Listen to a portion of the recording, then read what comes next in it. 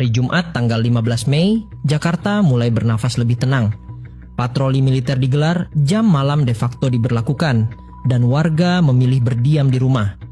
Jalanan lengang, pusat usaha menutup pintu, suasana mencekam. Di tengah keheningan itu, Soeharto pulang dari kunjungan ke Mesir dan langsung menggelar rapat bersama petinggi militer. Ia menegaskan tidak akan mundur, meski laporan korban jiwa dan kisah-kisah tragis mulai bermunculan, memperlihatkan betapa dalamnya luka bangsa. Namun, keadaan genting masih berkecamuk.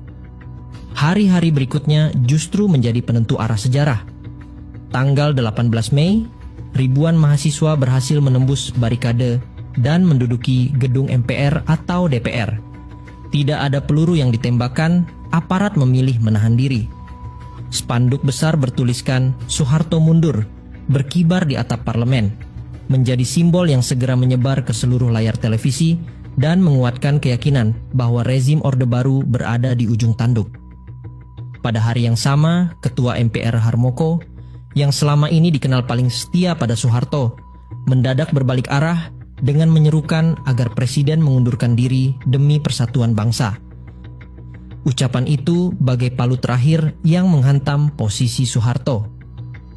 Keesokan harinya, tanggal 19 Mei, Soeharto berusaha mencari jalan keluar dengan mengundang tokoh-tokoh Islam, yang diantaranya adalah Gus Dur, Nurholis Majid, dan Kiai Ali Yafi.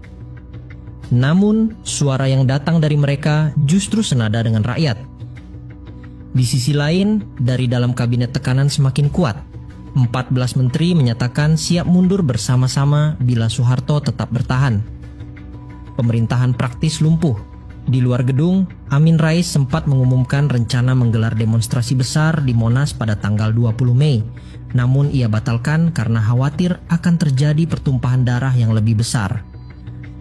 Sementara itu, di balik layar, negosiasi politik berlangsung intens, menentukan detik-detik terakhir kekuasaan yang sudah berusia lebih dari 3 dasawarsa.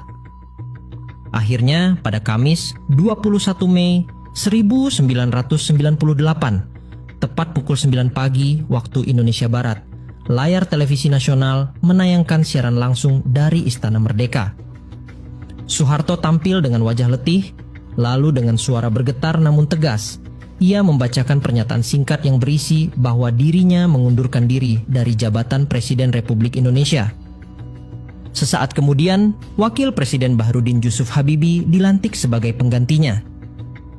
Dalam hitungan menit, arah sejarah bangsa berubah. Kabar itu secepat kilat menyebar. Di gedung DPR, mahasiswa yang sejak berhari-hari bertahan langsung bersorak, saling berpelukan dan menyanyikan lagu-lagu perjuangan. Air mata mengalir, meluapkan rasa lega sekaligus penghormatan kepada kawan-kawan yang telah gugur. Di jalan-jalan ibu kota, masyarakat berhamburan keluar rumah, memukul kentongan, berkonvoi kendaraan, dan meneriakkan satu kata yang menggema di mana-mana, reformasi. Indonesia menyaksikan sendiri kejatuhan seorang pemimpin yang selama lebih dari 3 dekade dianggap tak tergoyahkan. Namun di balik sorak kegembiraan itu, refleksi pahit tak bisa dihindari. Kejatuhan Soeharto bukan sekadar akhir sebuah rezim, melainkan tanda betapa mahalnya harga yang harus dibayar.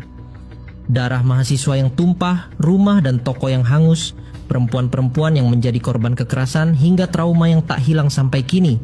Semua menjadi pengingat bahwa reformasi lahir bukan dari pesta, melainkan dari luka. Sejarah mencatat, bangsa ini pernah diguncang sampai ke akar, dan hanya dengan keberanian rakyatlah sebuah tembok kekuasaan akhirnya runtuh.